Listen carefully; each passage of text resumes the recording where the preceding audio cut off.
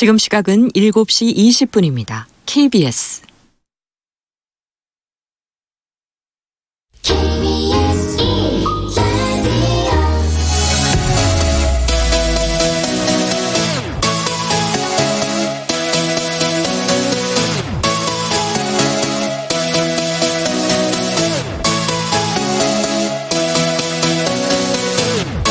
KBS 열린 토론.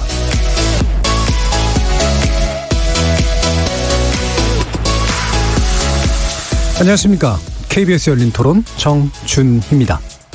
미세먼지 국내에서 할 수 있는 정책적인 것들은 얼마 전에도 보니까 이제 노후된 경유 차량들 벌금 매기고 그다음에 이제 우리나라 공해 산업들에 대한 규제나 근데 이제 근본적인 원인이 중국발에 기인하는 거기 때문에 우리나라에서 펼치는 정책은 어느 정도 한계가 있지 않을까. 기후 변화는 극단화가 더 심해지는 것 같은. 봄과 가을은 줄어들고 그리고 빙하도 엄청 녹고 있다고 그런 이야기가 있으니까 그런 부분 좀 걱정이 되는 것 같아요. 차량 이부제는 정도 나름 한다고 하는데 과연 지켜지는지 대책은 내놓다고 하는데 실질적으로 사람들이 출퇴근 때 다니는 거 보면 그렇게 잘 지켜지진 않는 것 같고 또 5등급 차량 사대문안 진입 제한하고 과태료 물리는 거 매연 저감 장치 그거를 차량 개조하는 데 드는 비용의 90%까지 지원을 해주는 제도가 있는 걸로 알고 있는데 무조건 범칙금을 물린다? 그것만 답은 아닌 것 같아요. 호흡기 질환이죠. 미세먼지 이런 것 때문에. 그래서 항상 마스크하고 불편하게 객관적으로 제일 많이 배출이 되는 게 뭔지를 좀 찾아야 될 것 같아요. 그거에 맞는 정책을 우선적으로 써야 되겠죠.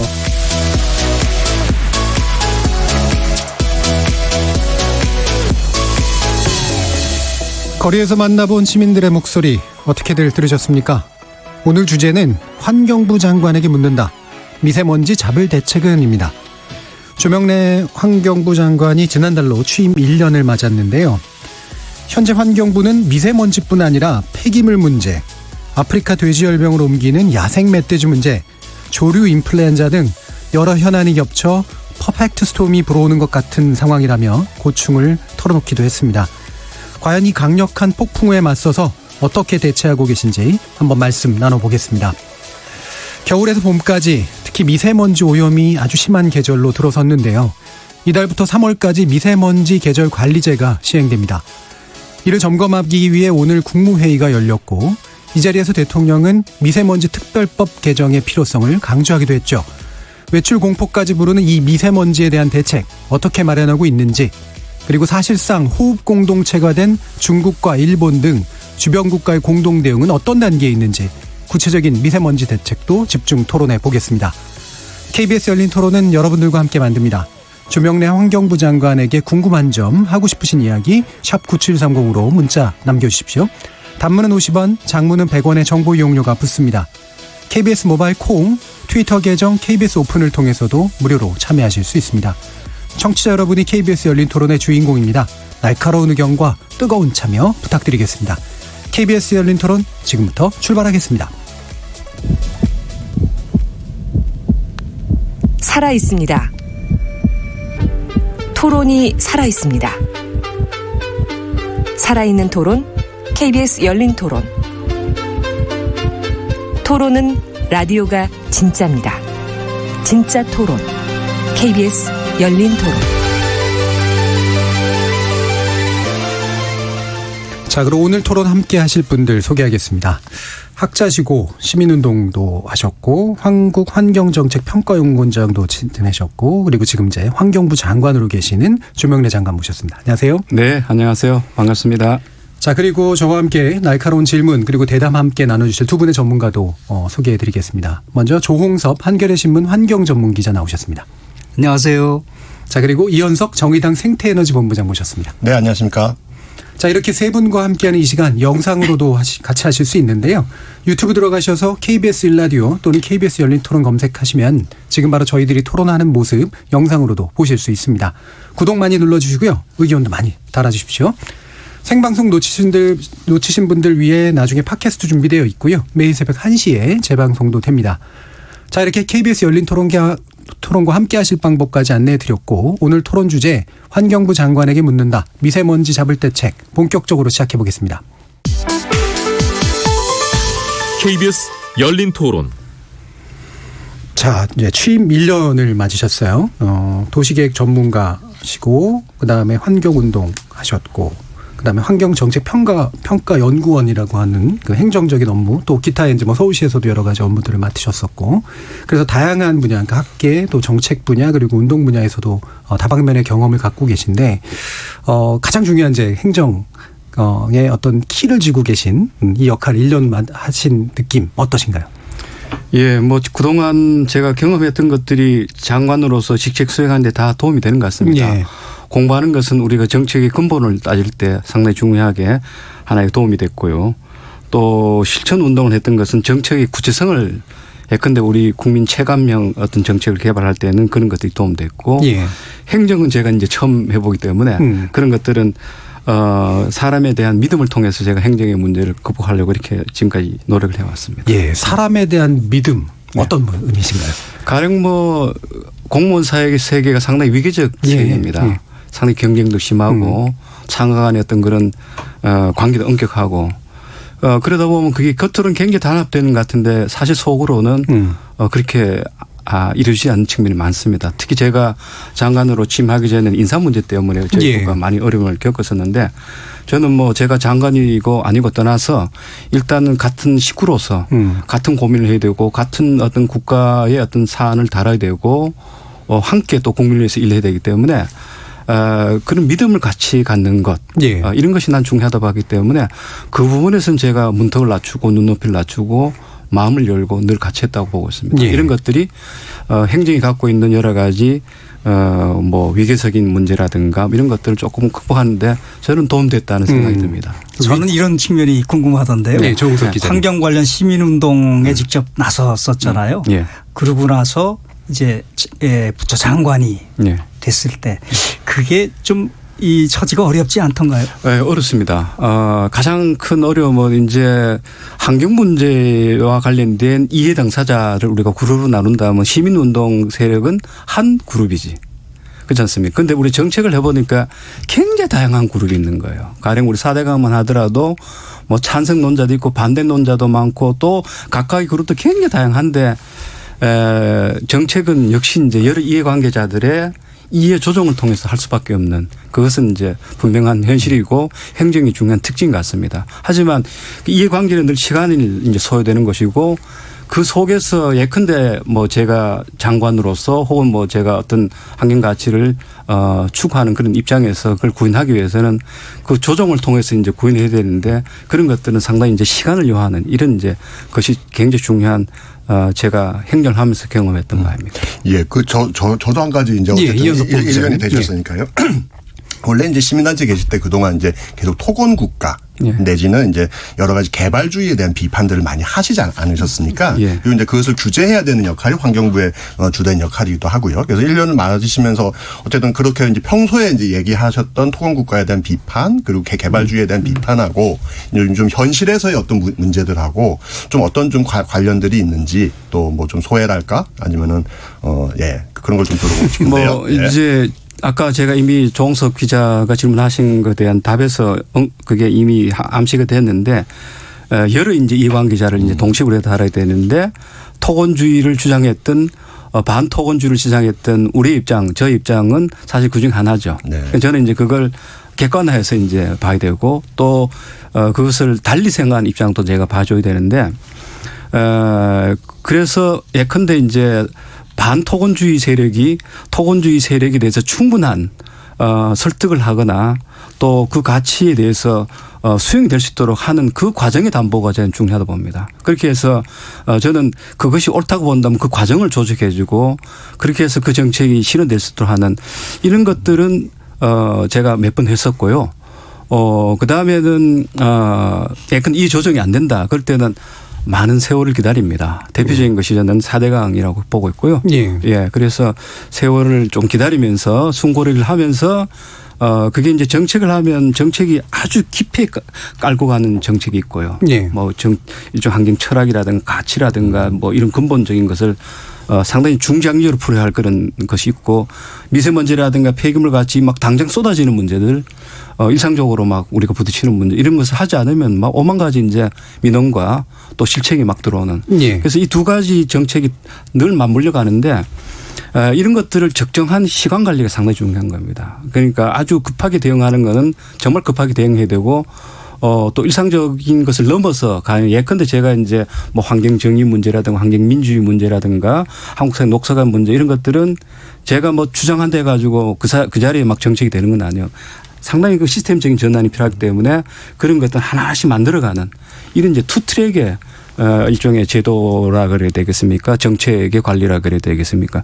뭐 저는 그렇게 하고 있다는 생각이 늘 듭니다. 예, 네. 정부가 원래 이제 이해 당사자 간의 어떤 조정이라고 하는 역할을 당연히 할 수밖에 없는 이제 그런 측면에 대해서 또 언급을 해주셨는데 그런 부분이 있잖아요. 그 인권이라든가 예를 들면 노동이라든가 환경 이런 것들은 어차피 같은 정부 안에 있는 부처라고 하더라도 상대적으로 이제 진보적 가치랄까요? 이런 것들이 좀 더 중시될 수밖에 없는 그런 측면들이 그렇습니다. 있는데 실제로 이제 그런 부분, 이렇게 투트랙이라고 하는 것들을 진행하시면서 이런 뭔가 가치와 현실 사이에서 많은 갈등 같은 걸 느끼시진 않으셨나요? 예, 뭐 그거는 뭐 늘 겪고 가장 제가 어려움을 겪고 있는 부분이기도 합니다. 예. 그게 이제 정부와 비정부, 예컨대 시민사회 간의 관계도 있지만 정부 내에서도 환경부와 또 비환경부 간의 그렇죠. 관계.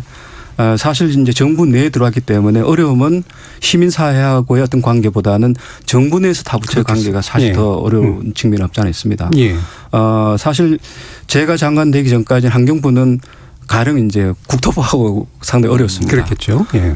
근데 제가 되고 난 뒤에는 장관 되고 난 뒤에는 국토부하고 별로 지금 부딪히는 세서안도 지금 업무적 측면에서는 갈등이 많지 않고 갈등이라기보다는 조금 이견이 그렇게 많지 않고 요즘은 오히려 산업 쪽이 오히려 더 저희들이 지금 부딪히는 부딪힌다기보다는 이견이 좀 나오고 환경부가 발언을 하면 예컨대 이제 환경부에 대해서 귀 기울여주기보다는 귀를 조금 덜 기울여주는 이제 그런 것들이 있죠. 예. 국토부와 충돌이 별로 없으신다는 말씀은 조금 걱정되는데요.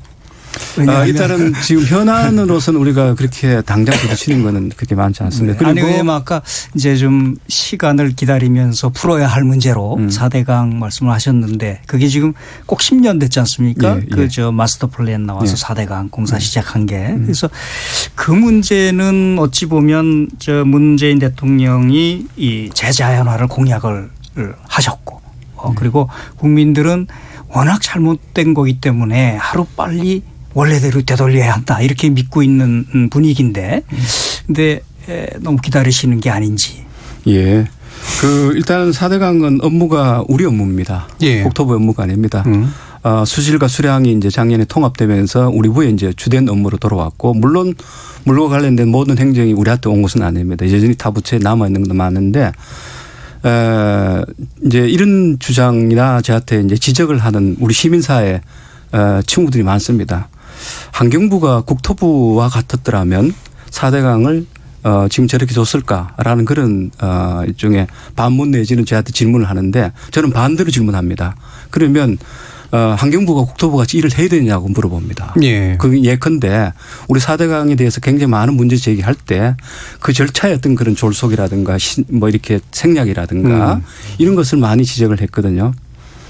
지금 자연성 회복은 가령 우리가 뭐 보호를 하나 없앤다가 자연성 회복되는 건 아닙니다. 굉장히 다양한 자연성 회복의 절차와 조건과 방법들이 있고 그 하나하나가 사업으로서는 다 시간을 요합니다. 가령 우리가 어떤 보를 철거를 한다 그러면 보 철거의 법적 근거도 지금으로서는 불확실합니다. 예. 한다 하더라도 그와 관련된 기본 계획의 반영이라든가 타당성 검토라든가 최소한도 보 하나를 철거하는데 법으로 주어진 각종 심의 절차, 검토 절차를 최소한 우리가 잡아봐도 52개월이 걸립니다. 그런 절차를 생략하고 해야 된다? 그건 아니라 봅니다. 예. 그래서 그건 절차적인 문제는 이제 남아 있고요. 그래서 저는 자연성 회복이라는 지금 그림이 분명치 않습니다. 그래서 4대강 자연성 회복을 위해서 보처리도 중요하지만 4대강 자연성 회복이 도대체 뭔가 그것부터 먼저 그림을 그리자 해서 우리가 이제 보 중심으로 여러 가지 논의를 하다가 올 후반기부터는 주로 우리 부 내에서는 대개 이제 그 자연성 회복의 밑그림을 좀 그리고 최근에 그 답이 나왔습니다. 그래서 그걸 가지고 우리가 이제 보를 어떻게 해야 될지 말아야 될지를 다시 이제 말문을 열기 시작하는 그런 단계까지 왔다고 말씀드리고 그 합의, 그 다음에 절차적 정의 이제 이런 것들이 또 그 문제를 교정하는 과정에서 굉장히 중요한 이슈로 이제 보시는 거잖아요. 뭐 가령 우리가 지금 낙동강 같은 경우 지금 사실 우리가 손을 잘 못 대고 있습니다. 대표적인 것이 이게 이제 모니터링을 해야 됩니다. 이제 물을 우리가 방류도 해보고 어떤 생태적 변화가 오는지 뭐 지하수 어떻게 변화하는지 이런 걸 봐야 되는데 낙동강 같은 경우에는 지금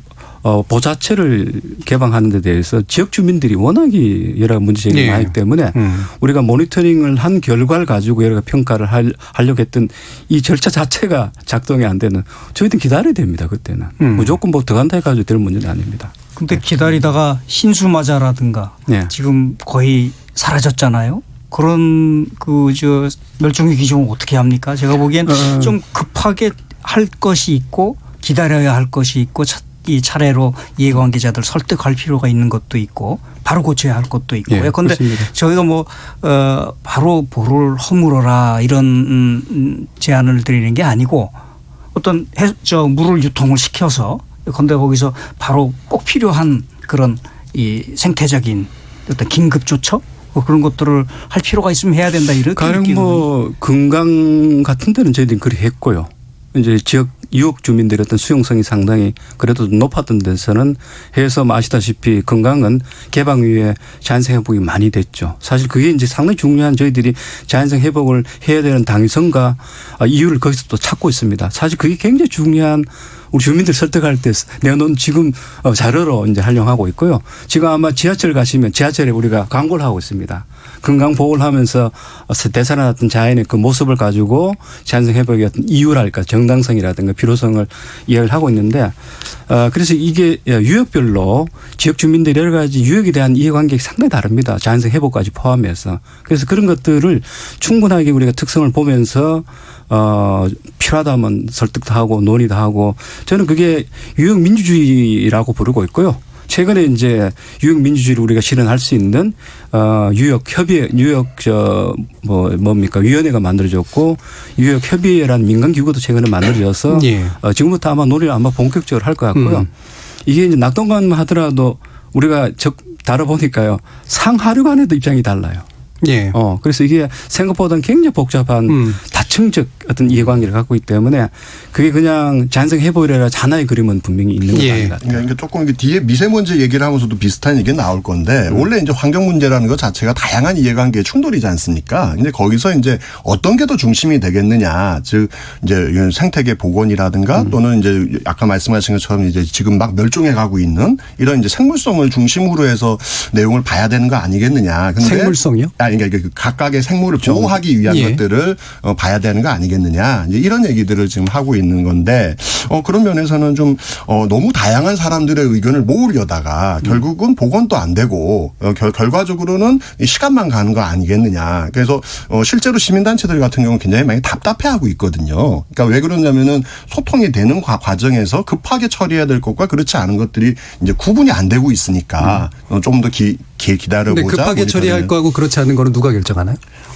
이제 그런 것들은 지금 실제로 어떤 아까 말씀하신 것처럼 어떤 생물종 어떻게 지금 사라져가고 있는 것들이 있단 말인 거죠. 그러니까 예를 들면 지금 이제 지역의 농민들과 어민들 사이의 갈등이라든가 주민들끼리의 갈등이라든가 이런 것들은 당연히 민주주의를 통해서 풀어야 될 문제들이죠. 그러니까 이제 정답이 있는 문제와 그다음에 합의를 통해서 그냥 답을 찾아가야 될 문제가 구별이 돼야 된다는 말씀이시잖아요. 그런 거라는 거죠. 이제 그런 문제들에서는 지금 오늘은 4대강 문제가 메인은 아닙니다만은 사실 뒤에 미세먼지 문제에도 그런 비슷한 문제들이 참 많거든요. 왜냐하면 산업계에서는 아무리 얘기를 해도 자기의 이해관계가 있기 때문에 줄이자는 것에 동의 못하는 거죠. 저는 비슷할 거라고 봅니다. 실제로도 여러 가지 피해를 보고 있는 사람들이 있다면 그들에게 어떻게 보상을 해주고 그 피해를 저감시킬 것인가에 대한 논의로 들어가야지 이거를 계속 논의를 해서 의견을 모은다고 하면은 그 굉장히 아까운 시간을 저는 버리는 것이라고 알겠습니다. 그 부분은 이제 미세먼지로 옮겨가면서 이제 먼저 얘기를 듣도록 말씀을 듣도록 하죠.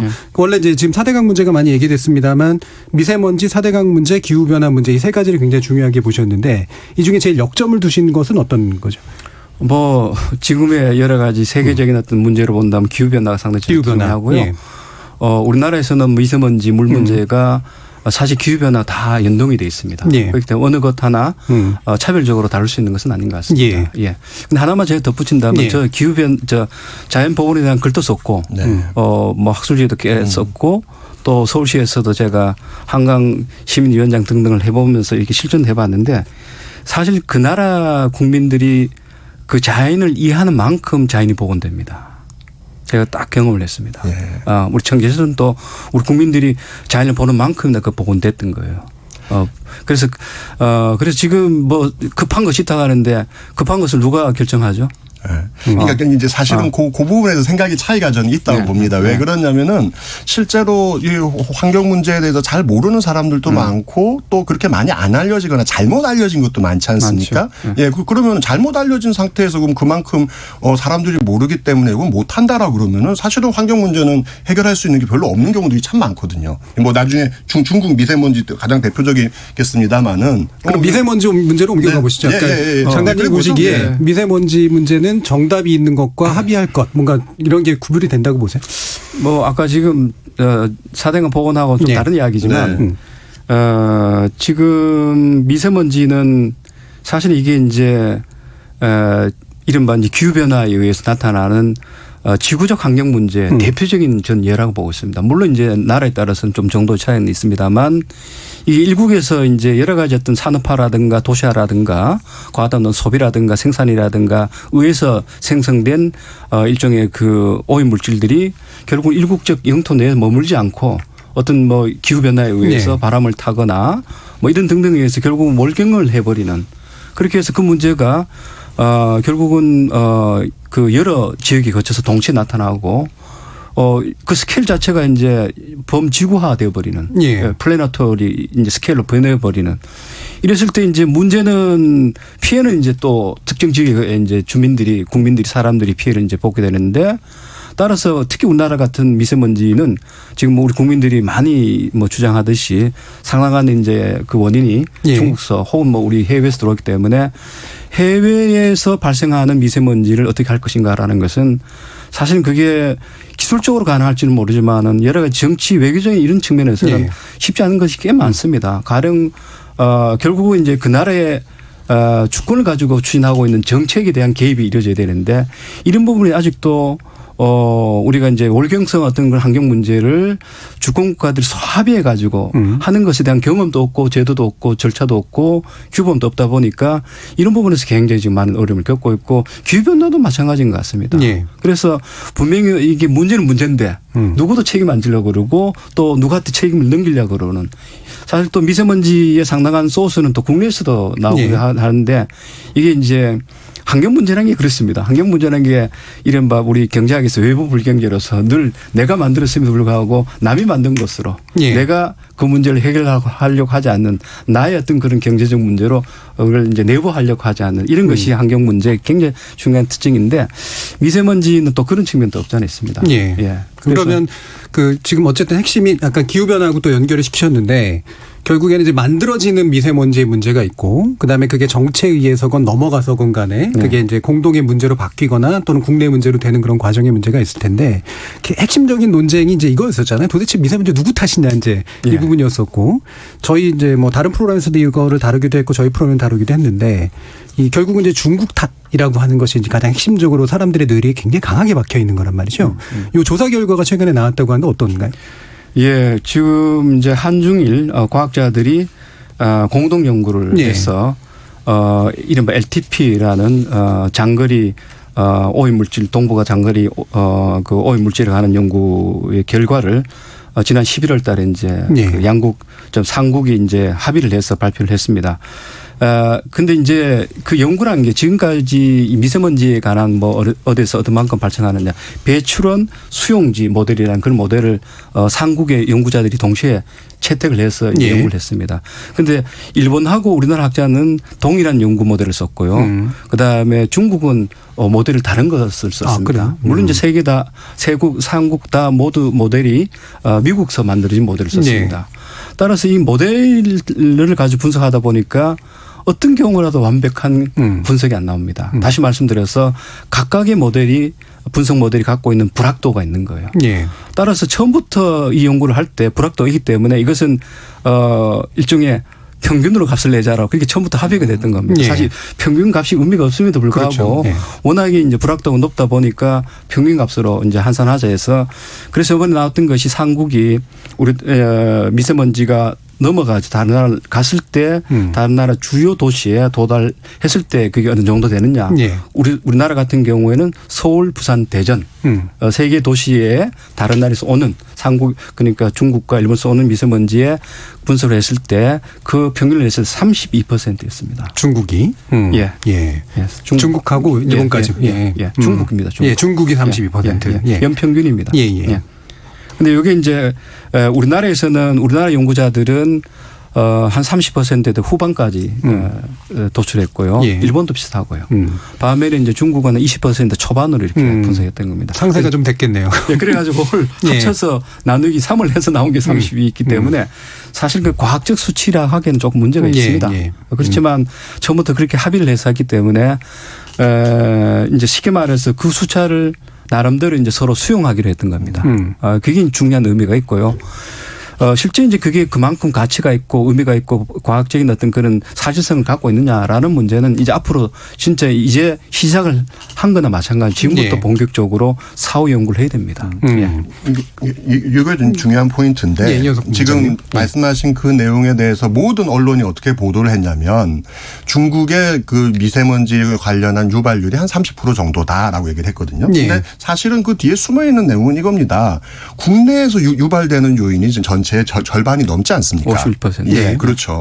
그러니까 국내가 절반 이상의 미세먼지를 우리나라에서 만들고 있는데 그것에 대해서 얘기가 나오기보다는 중국이 30%라는 게 더 많이 강조됐다는 거죠. 그러니까 예. 저게 아까 말씀드린 그 문제와 같은 겁니다. 지금도 인터넷 댓글상에 보면은 아니 왜 중국의 미세먼지에 대해서는 아무 말도 못하면서 국내에 있는 자동차를 못하게 하느냐 석탄을 못하게 하느냐 예. 뭐 이런 얘기들이 막 나오고 있다는 거죠. 저는 이것에 대해서는 사실 잘못된 정보라면은 그것을 이제 국민들에게 제대로 알리고 사실은 그걸 바탕으로 해서 환경 규제 정책을 세워야 되는 건데 아까 말씀하신 것처럼 국민들이 알고 있는 그 범위까지만 간다면은 그럼 계속 중국을 보고 우리는 뭐라고만 할 수밖에 없다는 거죠. 그러니까 예. 이게 저는 환경 문제가 갖고 있는 또 묘한 특징이라고 봅니다. 아직 누구 탓이라고 생각하세요? 그런 잘못된 인식이 생깁니다. 저는 1차적으로 언론이 그런 언론이 것들을 잘못 굉장히 보도했었다. 잘못된 지금까지 예. 보도를 많이 해왔고요. 예. 그리고 조 기자님 계시네요. 아니 저는 분명히 그거는 뭐 있다고 보고요. 또 하나는 전 정부의 역할도 있다고 봅니다. 예. 그러니까 그것에 대해서 분명하게 중국의 요번에 이제 이런 연구가 나온 것은 굉장히 전 좋은 거라고 보고요. 그렇죠. 네, 이걸 예. 통해서 이제 앞으로 국내의 역할, 국내에서 미세먼지가 왜 생기는 것인지에 대해서 얘기를 하고 이걸 이제 자연스럽게 규제 정책, 국내 규제 정책으로 가야 되는 부분들이 있는데 국내와 이제 협력을 이제 동시에 해야겠죠. 예, 예를 들면 지금 중국은 지금 굉장히 급진적인 전기차 지금 이제 보급 정책을 하고 있는데 한국 그리고 이제 유럽 같은 경우는 아예 내연기관 자동차를 이제 판매 금지하는 정책까지도 가고 있지 않습니까? 근데 한국은 그 얘기를 좀 얘기도 못 하고 있는 상황이거든요. 예. 이런 종류의 문제들이 계속 생긴다는 거죠. 예. 그 중국발 미세먼지가 어느 정도 되는지는 웬만한 전문가는 다 알고 있었습니다. 예. 또 우리 환경부도 다 알고 있었고요. 뭐 특히 이제 저 같은 경우는 장관 되고 난 뒤에 계속 그 이야기를 했습니다. 그런데 뭐 언론이라든가 국민들의 어떤 반응은 늘 이제 달랐습니다. 예. 그래서 의도적으로 굉장히 많은 노력을 합니다, 사실. 가령 지난 11월 23일, 4일 날 그 한중 환경 장관 회의가 있었습니다. 11월 달에 한중 장관 회의가 있었어요. 제가 예. 이제 2월 달에 가서 미세먼지 논의를 하기 위해서 장관 회의를 제가 제안을 했던 겁니다. 장관들이 만나서 좀 해결하자 해서 그걸 수용을 했어요. 그래서 원래 첫 회의를 11월 달에 했고 20일 뒤에 일본에서 다시 만났습니다. 일본 그러니까 이 중국 장관 할 말이 없는 것이 같아요. 그런데 우리는 7, 8가지를 이야기했습니다. 예. 그만큼 우리가 집요하게 사실은 미세먼지 관련해서 중국 정부가 뭐를 해달라고 이렇게 많은 요구를 하고 사실 합의된 것도 굉장히 많고 하는 것도 굉장히 많습니다. 어쨌든 그 자세한 내용은 이제 시간 되면 다시 소개하도록 하고요. 예. 그래서 중국과 관련된 여러 가지 미세먼지 정책을 안 하는 것은 결코 아닙니다. 굉장히 많이 하고 있고요. 또 중국 정부 자체가 사실 이번에 이제 우리 미세먼지 관리를 위해서 이른바 시즌제를 도입했지 않습니까? 계절 관리제 12월부터 3월까지. 중국은 10월부터 3월까지 합니다. 우리도 훨씬 더 강도 높은 정책을 펴고 있고요. 우리는 지금 이번에 실시하면서 아직까지 올해 목표치는 없습니다만 중국은 도시 31개 도시대에서 저거 목표치가 다 있어요. 예. 그만큼 강도 높게 하고 있습니다. 따라서 지금 중국과의 관계에서 더 줄여 잘라는 것도 요구를 해야 되지만 중국이 이미 줄이고 있는 거예요. 우리가 실제 앞으로 필요한 중국에 대한 요구는 미세먼지가 중국에서 어디서 발현해서 어떤 경로를 통해서 오는지에 대한 보다 정확한 분석을 통해서 중국의 미세먼지 저감 정책에 이런 것을 우리가 반영해달라. 또 이런 정책을 같이 하자. 이런 이제 것이 이제 앞으로 해야 될 우리가 중국과의 여러 가지 협조인데 그 작업을 올해부터 본격적으로 할 참입니다. 그러니까 제가 궁금한 게 이게 평균치라고 말씀하셨잖아요. 예. 평균적으로 중국에서 32%가 오고 우리가 자체적으로 발생시키는 게 51%다. 예. 절묘하게 49%가 아니고 51%라 한국에서 만든 거다. 예. 이제 중국에서는 그렇게 주장을 하는데 그건 평균치를 얘기하는데 예컨대 이제 고농도 사태가 벌어진단 말입니다. 예. 그런데 그럴 경우에 그게 중국 영향이 어느 정도나 되는 건지 이런 걸 지금 알 수가 있습니다. 있습니다. 예. 예를 들면 12월에서 3월 사이가 또 되게 심각한 그거는 이제 뭐 고농도 때마다 그 포션은 다릅니다. 다른데 원래 우리가 3월에 아주 고농도를 아주 쓰라리게 경험했습니다. 일주일 동안 지속이 됐습니다. 그때 한참 높을 때는 82%가 해외에서 들어왔던 겁니다. 근데 그걸 중국 쪽에서 인정을 하나요? 중국에서도 분석을 했었습니다. 그때 했는데 그 수치는 우리보다 낮습니다. 그 수치를 제가 2월 달에 방문했을 때 자기들이 연구한 것을 저한테 보여줬는데 그 수치는 낮았습니다. 낮았는데 그건 이제 분석의 차이고 그는 이제 또 뭐 삼국이 다 그렇습니다. 삼국이 다 타국의 영향에 대해서는 이렇게 과도하게 이렇게 좀 해석을 하고 자기들이 기여하는 것에 대해서 늘 이렇게 낮게 하는 것은 우리나라도 마찬가지, 일본도 다 마찬가지예요. 예. 그리고 반대로 작년 11월 달 같은 경우에 고농도 때는 국내 요인이 오히려 한 72%가 된 적이 있었습니다. 그래서 그게 이제 일기에 따라서 최근에 이제 고농도라는 것은 중국의 고농도, 우리의 고농도가 결합될 때 고농도가 굉장히 가속화되고요. 그것의 가속화에 굉장히 중요한 요인이 기상 요인입니다. 가령 지금 이제 공기가 정체되면 이제 중국의 고기압대가 형성됐다가 한때 흐르지 않다가 흐르게 되면 이제 고농도가 결합되는 이런 이제 상황이 연출되는데 이게 공기 정체가 서울 같은 경우에 지난 한 10년간 정체일수 공기 정체라는 것은 초당 2m 이하로 바람이 부는 것을 의미하는 겁니다. 그 일수가 88% 늘었습니다. 그만큼 바람이 안 부는 현상. 그게 이제 결국 그 이면에는 이제 그 기후 변화라는 것이 있는데 따라서 그래서 이게 기후변에 대한 것이 레인지가 있습니다.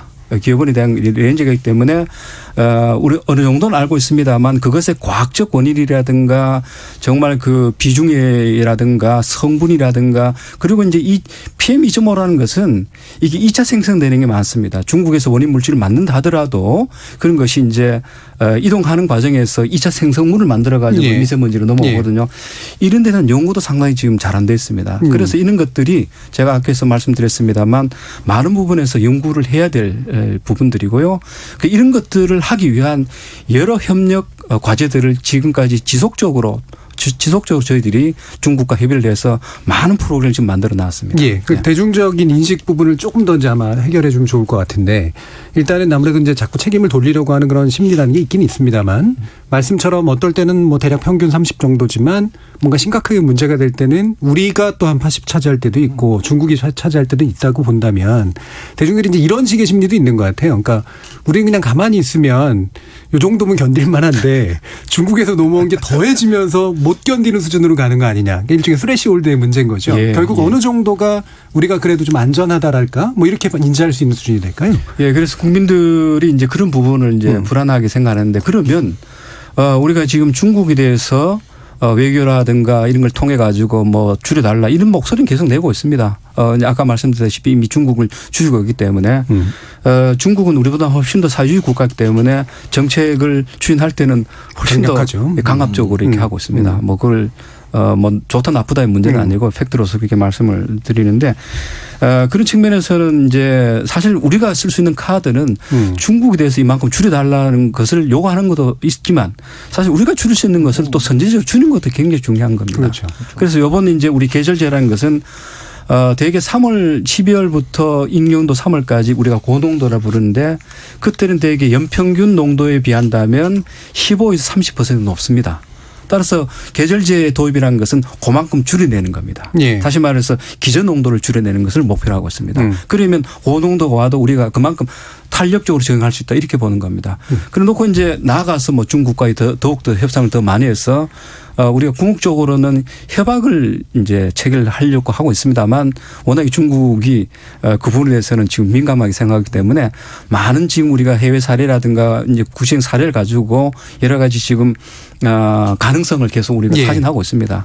그래서 이게 지금 투 트랙을 가야 되지 어느 한쪽을 블레임해 가지고 어느 쪽으로 정책을 가져가야 된다라는 것은 아닌 것 같습니다. 알겠습니다. 평균적으로 봐도 중국이 32%면 중국이 50%를 줄인다 해도 우리나라에 날아오는 양이 줄어드는 양은 뭐 한 16% 정도밖에 안 되는 거잖아요. 그러니까 효과가 중국을 탓한다고 해서 우리 미세먼지가 줄어드는 거는 아닌 셈이잖아요. 그렇죠. 그래서 결국은 우리 미세먼지를 우리가 풀어야 한다라는 것이 저는 이번 공동연구에서 나올 수 있는 중요한 결론 같아요. 그런 이제 저는 최근에 이제 중국 당국에 간접적으로 제 입장을 전했습니다.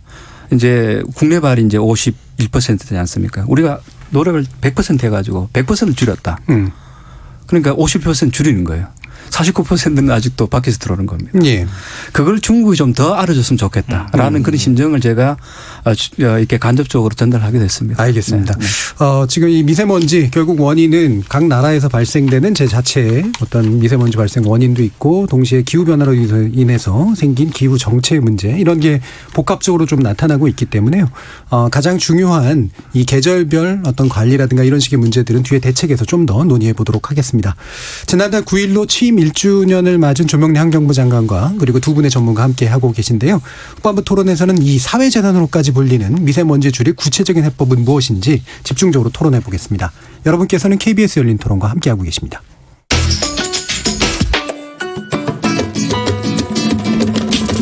묻는다, 듣는다, 통한다. KBS 열린 토론. 듣고 계신 청취자 여러분 감사드립니다. 들으면서 답답한 부분은 없으신가요? 궁금한 점은요? 그렇다면 함께 토론에 참여하시죠. 유료 문자 샵 9730을 이용하시면 됩니다. 단문은 50원, 장문은 100원의 정보 이용료가 있습니다. 스마트폰 어플리케이션 KBS 모바일 콩을 통해서도 무료로 참여하실 수 있습니다. KBS 열린 토론은 언제나 열려 있습니다. 듣고 계신 KBS 열린 토론은 매일 밤 1시에 재방송됩니다. 자, 그럼 전반부 토론 진행되는 동안 청취자들이 보내주신 의견 들어보고 가겠습니다. 정의진 문자캐스터. 네, 안녕하십니까. 문자캐스터 정의진입니다. 환경부 장관에게 묻는다. 미세먼지 잡을 대책은에 대해 청취자 여러분이 보내주신 의견 소개해드리겠습니다. 먼저 문자로 0203님, 미세먼지의 주범은 사실 우리 모두죠.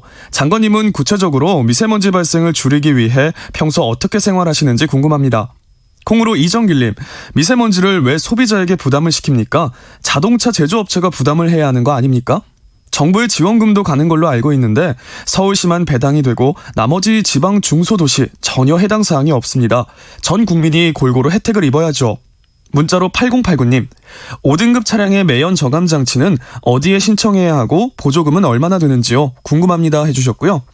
콩 아이디 K7601로 시작하는 분, 배출가스 5등급 차량은 애초에 정부에서 인증한 차량을 구입해서 오래 운행한 사람들입니다. 여유가 되지 않아 차를 바꾸지도 못하는 사람들입니다. 배출가스 검사 제도가 유명무실할 정도로 엉성해서 검사를 형식적으로 받고 실제 매연을 많이 뿜고 있는데 실효성 있는 대책이 필요합니다. 문자로 7409님, 장관님 수고 많습니다. 꼭 이런 계절에만 미세먼지, 환경 등을 논하는 것은 정말 이제는 그만했으면 합니다. 대한민국은 이렇게 해서 미세먼지 문제를 해결했다라는 정말 세계가 놀랄 만한 그런 결과 한번 기대해 볼 수 있도록 노력해 주세요. 유튜브로 황용우님, 조명래 장관님, 제주에 공항이 하나 더 필요하다고 생각하시나요? 그리고 미세먼지 문제는 에코백이나 다회용 컵을 사용하는 걸로는 지금 이 나쁜 현황을 타파하지 못할 거라고 생각합니다. 적극적 생태적 전환이 필요합니다. 라고 보내주셨네요. 네, KBS 열린 토론. 지금 방송을 듣고 계신 청취자 모두가 시민 논객입니다. 계속해서 청취자 여러분들의 날카로운 시선과 의견 보내주세요. 지금까지 문자캐스터 정의진이었습니다. 뭐든지 이야기해. 날 이해시키려고 해봐. 서로의 대화가 하나 되길 기대해. KBS 열린 토론. KBS 열린 토론 조명래 환경부 장관에게 묻는다. 미세먼지 잡을 대책은? 이란 주제로 함께하고 있습니다. 조홍섭 한겨레 신문 기자 그리고 이현석 정의당 생태에너지 본부장도 함께하고 계신데요. 이 시간 영상으로도 보실 수 있습니다. 유튜브 들어가셔서 KBS 1라디오 또는 KBS 열린 토론 검색하시면 지금 바로 저희들이 토론하는 모습 영상으로도 보실 수 있습니다. 자, 그럼 후반부 토론 이어갈 텐데요. 청취자 의견들 들어보니까 꽤 그 대책에 대해서 많이들 좀 알고 계시는 그런 이제 분위기이긴 한데 아까 이제 계절관리제 이야기도 했습니다. 지금 이제 미세먼지를 사회적 재난으로 규정한다라고 하는 건 맨 처음에 초두에 나왔던 것 얘기 중에 뭔가 이렇게 사회적 합의도 중요하지만 시급한 대책이 필요한 부분들은 적극적으로 이제 들어간다라는 그런 어떤 표현된 거잖아요. 예. 어떤 내용들로 구성되어 있나요? 우리나라 미세먼지 대책은 크게 세 덩어리가 있습니다. 예. 1년 내내 줄이는 핵심 배출원에 대해서 예컨대 환경 기준을 강화하거나 뭐 배출원을 단속하거나 등등을 통해서 상시 저감이 있고요. 그다음에 고농도가 이제 한참 올라갔을 때 그야말로 비상수단을 쓰는 네. 비상저감이 있습니다.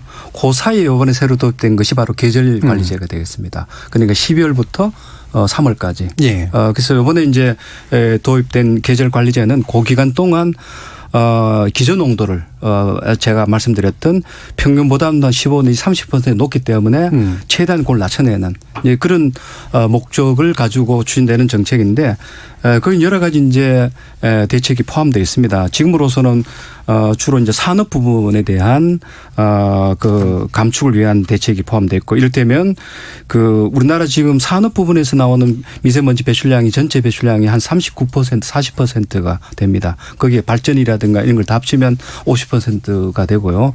넘고 또 그걸 우리가 저감 목표로 보게 된다면 2023년에 우리가 2014년 대비 37%인가 뭐 줄이도록 되어 있는데 예. 거기 상당한 부분이 다 산업 쪽입니다. 그래서 이번에 이제 특히 이제 계절 관리제 동안은 우리가 한 1,000명 가까이 감시단을 이제 동원해 가지고 전국의 주요한 산단이라든가 이런데 이제 24시간 감시를 이제 할 참이고요. 거기 이제 여러 가지 첨단 과학 장비들을 동원할 참입니다. 이를테면 뭐 드론이라든가 빛을 쏘아 가지고 그 농도를 측정하는 이런 거라든가 그다음에 자동차에다 장비를 실어 가지고 현장에 투입되면 자동적으로 측정을 할 수 있는 예. 그런 기계들이 우리 국내에서 개발이 되어 있습니다. 그다음에 이제 비행선 같은 걸 띄워 가지고 감시하는 것.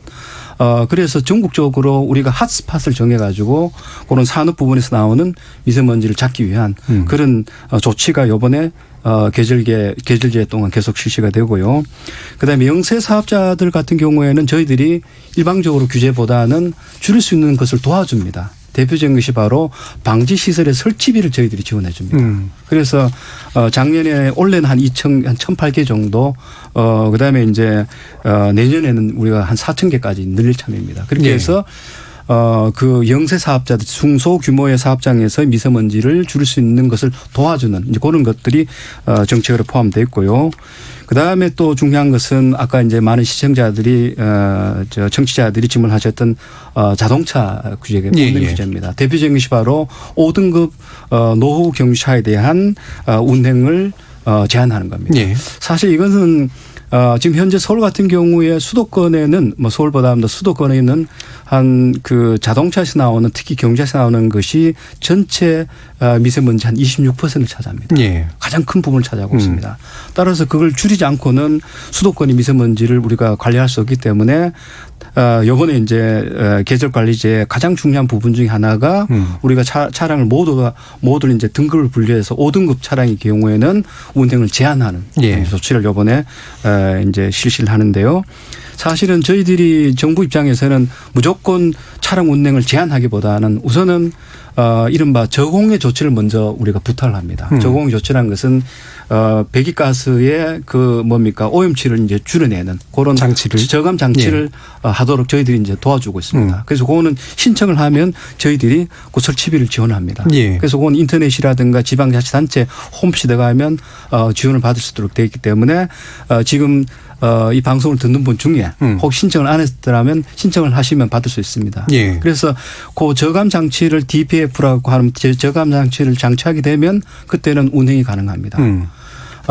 그다음에 원래는 이제 첫 이제 해이기 때문에 준비가 안 된 부분이 많습니다. 대표적인 것이 그것이 아직도 법률적으로 시행할 수 있는 법이 아직 뒷받침이 안 되고 있습니다. 지금 법안 개정안이 국회에 가 있습니다만 지금 국회 사정 때문에 연말 안으로 지금 개정이 저희들은 되도록 여러 가지 노력을 하고 있습니다만 어쨌든 그런 이제 문제가 있습니다. 대통령이 오늘 오전 국무회의에서 계절관리제의 법적 뒷받침이 필요하다라고 말한 게 이제 바로 그 부분입니다. 근데 그 밖에 여러 가지 이제 저감 방안들이 있습니다만 법적으로 문제되는 건 없고요. 지금 유일하게 5등급 차량에 대한 운행 제한을 하는 법률적 근거가 아직까지는 없습니다. 서울시 같은 경우에는 지금 조례를 하고 있습니다만 서울시가 지금 조례로 4대문 안에 들어오는 5등급 차량에 대해서 벌금을 25만 원을 지금 부과하는데 그것은 지속가능 물류 관련된 법에 의해서 4대문 안을 녹색 지구로 지정을 하고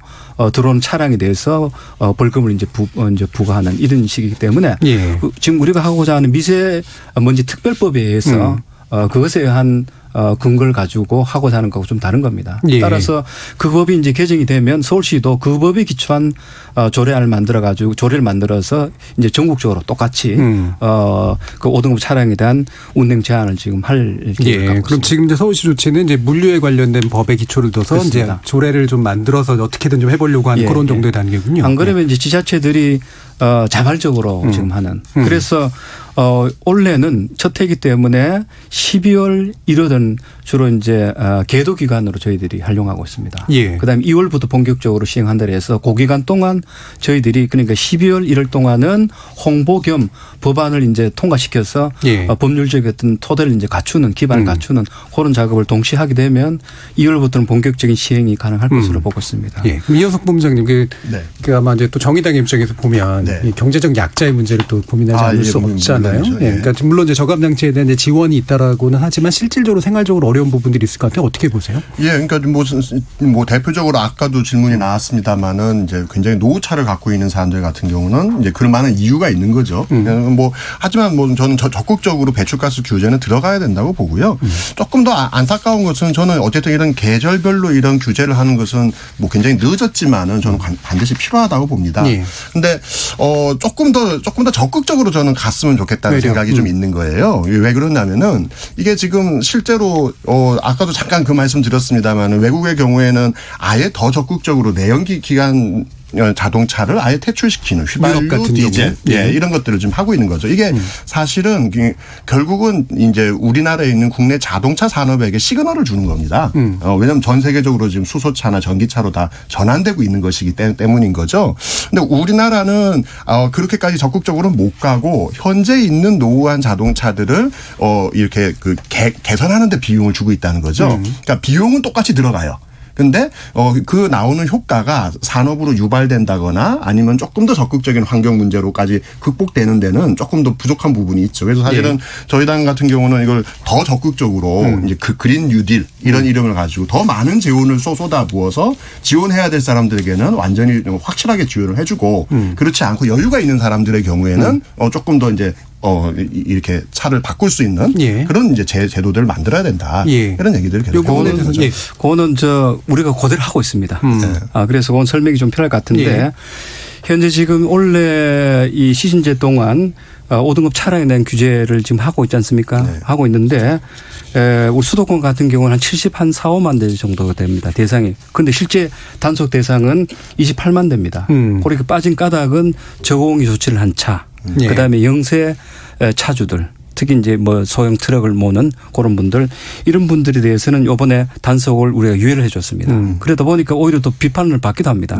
어쨌든 간에 그런 부분을 다 감안해서 저희들이 이번에 전체 그 대상 중에서 한 37%만 이번에 단속을 하게 됩니다. 그러니까 하게 되고 그다음에 우리가 저공해 차 그러니까 이 노후 경차에 대한 단속이라보다는 사실은 폐차를 저희들이 유도하고 있습니다. 그래서 이거는 기본적으로 처음에는 저공해 조치를 하고 그다음에 폐차를 우리가 유도하는데 우리가 지금 미세먼지 관련해서 가장 많이 쏟아붓는 예산이 이 지금 차와 관련된 부분입니다. 오히려 미세먼지 가장 많이 배출되는 곳은 산업인데 산업 쪽은 오히려 덜 가고 오히려 자동차 관련해서 많이 간다 해서 국회에서는 굉장히 많이 따집니다.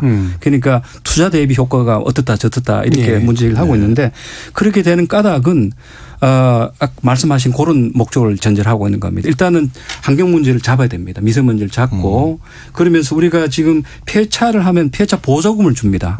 폐차 보조금이 지금 한 150만 원, 60만 원 정도 됩니다. 그랬을 때 차를 폐차를 하면 70% 먼저 주고요. 그다음에 이제 차를 친환경 차를 이제 구입을 하면 지금까지는 뭐 경차를 이제 구입해도 보조를 했습니다만 앞으로 친환경 차를 보조를 사면 그때 30%를 이제 주게 됩니다. 그리고 친환경 차를 사게 되면 여러 가지 우리가 지금 차량 가격의 뭐 반 이상의 보조를 지금 해주고 있습니다. 그렇게 해서 그거는 노후 경차의 폐차란 것은 환경 문제를 잡는다는 것도 있습니다만 신차를 친환경차로 구입하도록 하는 것은 이른바 신차 시장을 우리가 만들기 위한 그런 목적입니다. 그러니까 지금 말씀하신 것처럼 말씀하신 이제 지금 국내에서 시행하고 있는 것들이 해외에서 몇 년 전에 다 시행을 이제 하다가 그 다음 단계로 넘어가는 게 이제 내연기관차 판매 금지로 넘어가는 거거든요. 그러니까 완전 산업 구조를 바꾼다는 말씀이죠. 그렇죠. 더 이제 나가는 거죠. 그 부분은 우리가 고민을 하지 않은 것은 아니고요. 우리는 지금 원래 지금 친환경차 정책이 내용적으로 굉장히 바뀌었습니다. 우리가 친환경차를 주로 전기차를 많이 이제 그동안은 추천을 하거나 권유를 했습니다만 올해 들어와서는 주로 수소차를 더 많이 수소차요. 정부 정책이 전기차를 뛰어넘어 수소차로 이제 가는 수소 경제로 가는 것을 지금 우리 정부의 주요한 정책으로 가져가고 있기 때문에 그거는 내연기관차 문제를 동시에 또 뛰어넘은 이런 것도 있고요. 내연기관차는 지금 2030년을 우리가 목표로 해가지고 전체 신차 판매에서 30%까지 지금 채우도록 이렇게 했고 내년부터 우리나라 친환경차 보급 의무제가 이제 도입됩니다. 그래서 차량 10대를 팔면 그중에 얼마는 친환경차 팔아라는 것이 이제는 의무화가 됩니다. 그래서 그런 것을 실시를 하다가 우리로서는 환경부로서는 내연차 대출을 가능하다면 빨리 하고 싶죠. 쉽지만 그런 것들이 말씀하신 이제 의무 할당제 같은 것들은 중국에서는 벌써 몇 년 전에 다 했던 거지 않습니까? 그래도 우리는 조금 더 강도 높게 지금 할 참이고 그리고 뭐 중국은 그렇게까지 많이 하진 않습니다. 제가 한 가지 좀 그 말씀드리고 싶은 게 사실 이제 또 다른 시각일 수도 있겠는데 뭐냐면 경유차가 워낙 중요하니까 그동안에 이제 아까 말씀하신 대로 수송 부문 지금 올해말에 1조 5,700억 원 상당수가 이 경유차에 대한 뭐 DPF 설치라든가 또는 뭐 폐차 보조, 뭐 조기 폐차라든가 엔진 교체라는 이런 쪽으로 많이 들어가고 있잖아요. 근데 그거를 조금 더 원론적으로 보면 그 이제 오염을 일으킨 사람한테 보조금을 주는 셈이잖아요. 그러니까 어떻게 보면 약간 이 도덕성 해이도 불러일으킬 수 있고 그래서 외국에 보면은 일본 같은 경우 DPF 부착은 50% 지원합니다. 유럽은 자부담입니다. 그다음에 우리는 무엇까지 해주냐 하면은 DPF 청소까지 해줍니다. 그 클리닝 서비스도 해줘요. 그것도 상당히 비용이 많이 들어가는데 유럽 같은 데서는 당연히 자기 장치를 관리하는 건 자기 비용으로 해야 되는 거 아니에요. 그래서 저는 우선 급해서 그런 조치를 많이 하고 돈을 거기 많이 쓰고 있지만 결국은 오염자가 자기 책임을 지는 쪽으로 가야 되는 게 옳다. 그런 느낌이 들고요. 또 하나 전기차, 수소차 이런 승용차에 대한 지원 금액이 또 상당한 부분을 차지하는데 실은 이 미세먼지 이 영향은 어떤 버스라든가 이런 대형 차들이 더 많지 않느냐. 그래서 지나치게 소형차 중심의 지원이나 이런 쪽으로 치우쳐 있으면 일반인들이 느끼기에는 굉장히 좋은 정책 같지만 전체적인 이 균형 문제가 좀 있지 않나. 조금만 보강해서도 이게 사실은 국내 자동차가 지금 2,300만 대 정도 되거든요. 다 합치면은. 근데 계속 지금도 자동차가 늘고 있어요.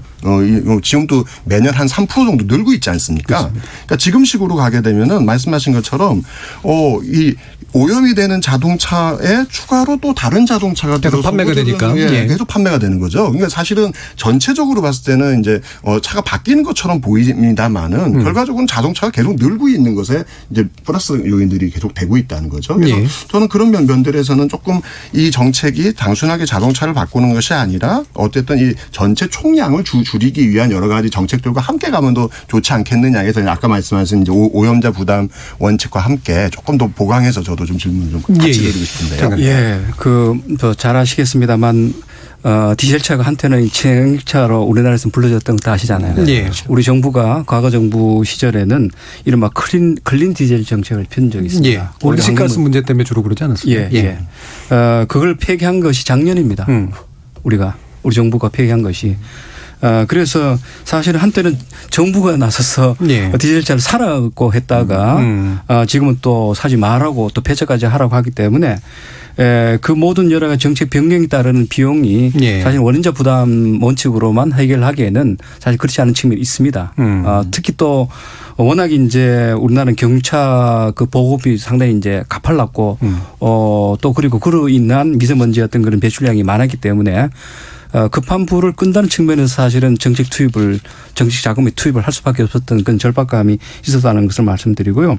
사실 그게 그냥 단순한 그 경차의 어떤 그런 폐차라기보다는 전환을 유도하기 위한 일종의 수요 시장을 만들기 위한 이런 것이 더 중요한 정책이지 목표로 저희들은 두고 있습니다. 그래서 원인자 부담 원칙 이야기는 사실은 여러 가지 정책의 어떤 그런 비용 대비 효과를 이야기할 때 늘 우리 국회에서도 많은 지적을 받고도 있습니다만 그걸 따져가지고는 사실은 지금 경차의 어떤 미세먼지를 줄일 수 없는 그런 상황이라는 것을 말씀드리고요. 그다음에 친환경차 특히 대형화하는 것은 정부가 최근에 들어와서 그 정책을 아주 속도가 빠르게 아주 바꾸고 있습니다. 다시 말씀드려서 소형차에서 이제 대형차로 바꿔 나가는 특히 이제 수소차 같은 경우에는 수소버스 심지어 오늘 우리 국무회에서는 경기지사께서도 제안한 겁니다만 건설 기기들조차도 이제는 수소 그러니까 전지 장치를 해서 쓸 수 있는 그런 엔진의 개발 이런 이제 제안을 한 적이 있습니다. 그래서 수소버스 신청이 원래 저희들이 내년에 이제 예산을 책정하기 위해서 조사를 해보니까 전국적으로 한 800여 대 정도 지자체들이 원했습니다. 그런데 우리나라에서 지금 수소버스를 생산하시는 양이 1000대가 약간 넘습니다.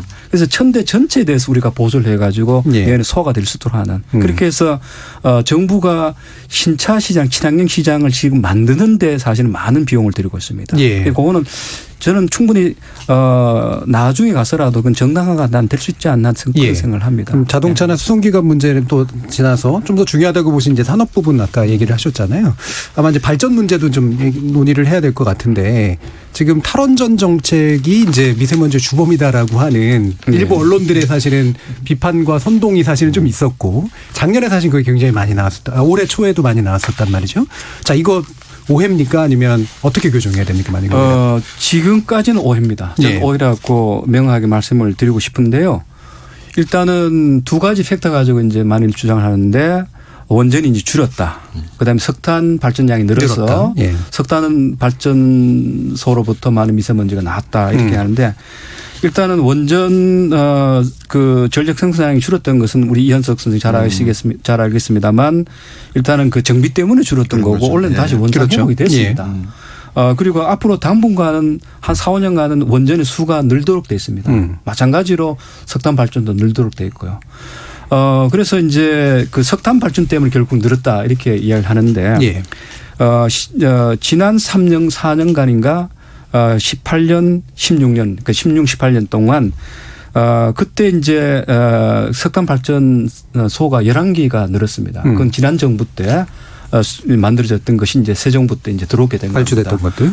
이 정부는 지금 석탄 발전소 신규 발전소 건설을 안 한다는 원칙입니다.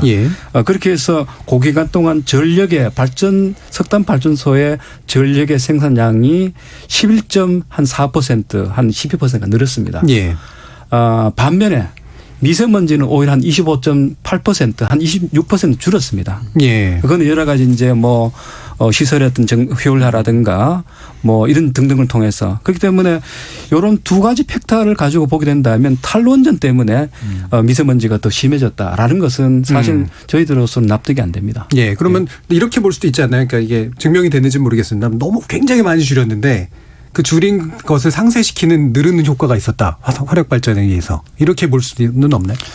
그 화력 발전소는 가령 우리 정부가 뭐 마음대로 폐쇄를 할 수 있었더라면 절대적으로 줄일 수 있었겠죠.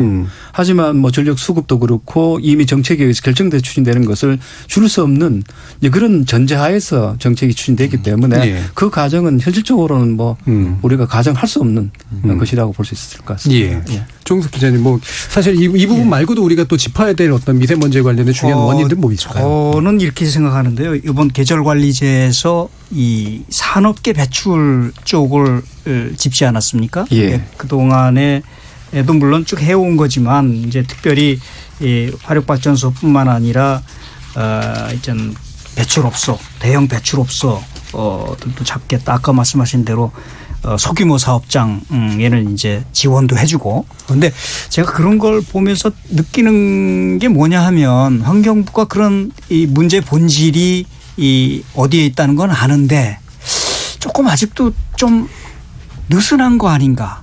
주 배출업소를 잡는 그런 점에서. 예컨대 지금 미세먼지 전체 배출량의 40%가 사업장에서 나오지 않습니까?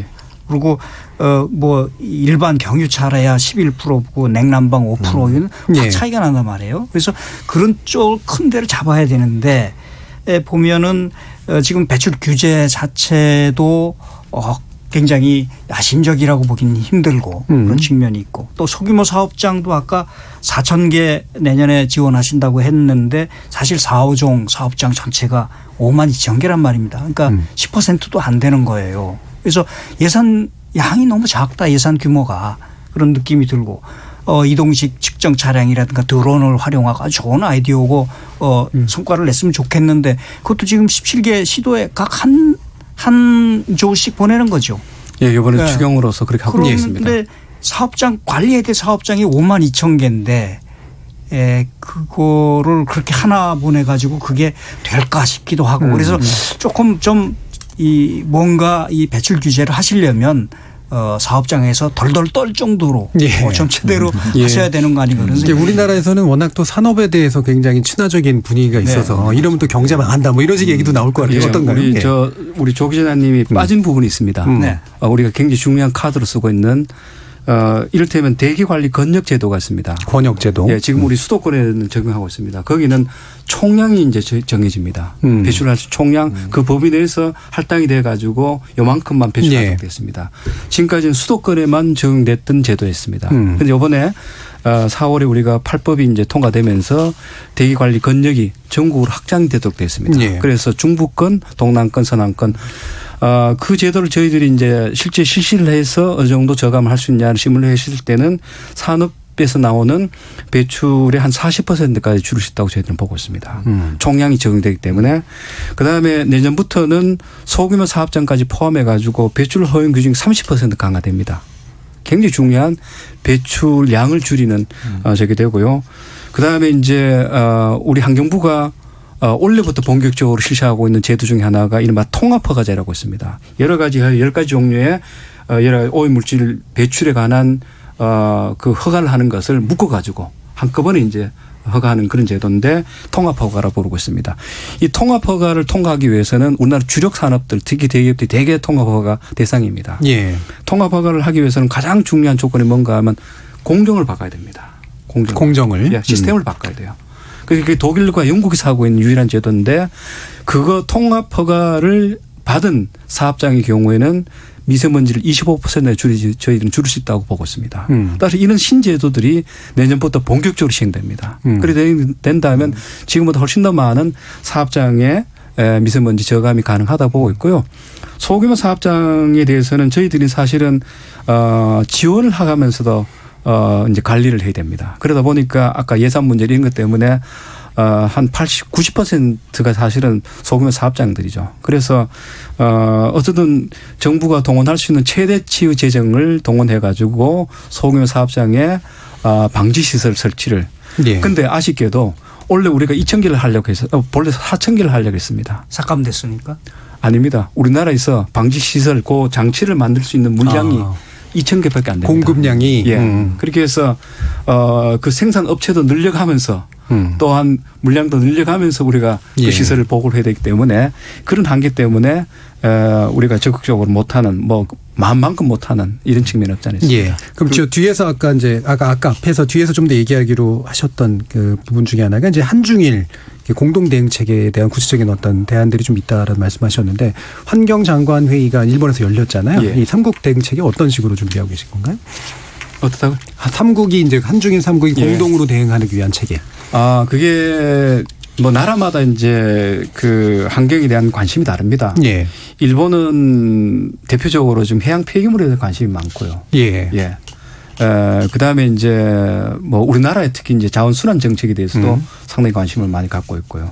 특히 이제 해양 폐기물 같은 경우에는 놀랍게도 우리가 중국발 미세먼지에 영향을 보듯이 영향을 받듯이 일본은 또 우리나라에서 나가는 해양 폐기물의 영향을 그쪽에 받고 있습니다. 그래서 그 문제를 오래전부터 제기를 했고 또 우리가 일본에 대해서 관심을 갖고 있는 것 중에 하나는 그 뭡니까? 방사능 후쿠시마 방사능 그 오염수 이 문제에 대해서도 우리는 또 집하게 문제 제기를 해서 일본 입장에 여러 가지 어떤 답을 들었고요.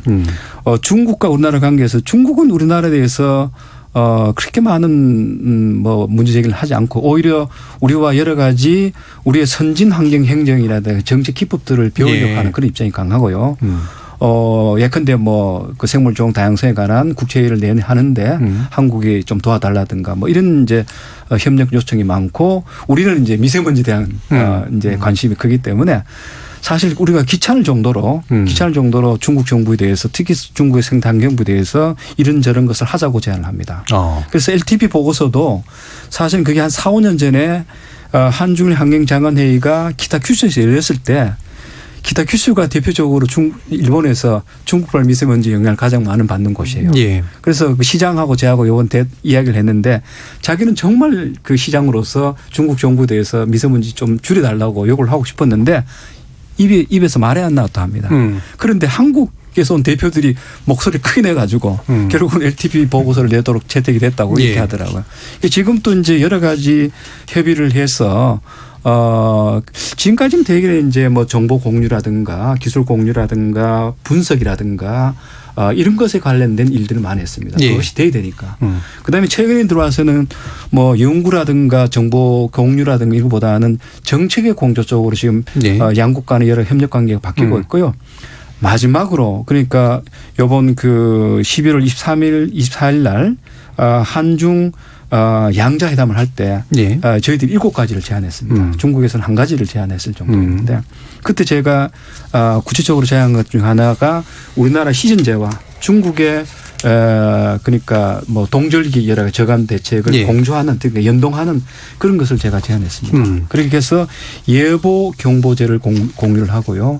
중국에 실시하고 있는 주요 대책 저감 대책을 우리나라 국민들이 알 수 있도록 소개를 하고 저는 그것이 굉장히 중요한 정책 공조라고 보는데요. 조금 더 나간다면 이런 정책을 조금 더 강화하면 한국으로 오는 미세먼지를 더 줄 수 있을 것 같다라는 그런 신뢰 관계가 쌓이면 저는 훨씬 더 맞춤형 협력이 되고 맞춤형 저감 사업을 함께 할 수 있다 이래 보고 있습니다.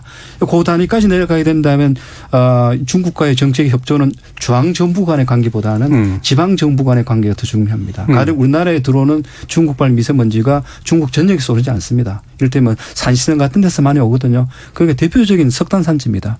이미 그 산지성은 원래 제가 2월 달에 가서 산지성과 우리하고 MOU를 맺었습니다. 그래서 우리나라 기업들이 들어가서 석탄 그 뭡니까 회사들의 이 뭡니까 이 저감 장치를 하는 그런 사업을 했습니다. 실증 사업이라고. 이제 또 마칠 때가 돼가지고요.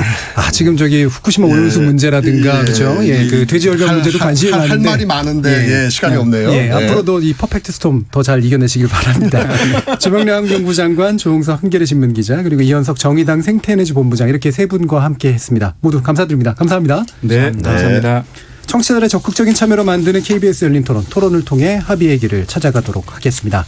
저는 내일 저녁 7시 20분에 다시 찾아뵙겠습니다. 지금까지 KBS 열린 토론 정준이었습니다.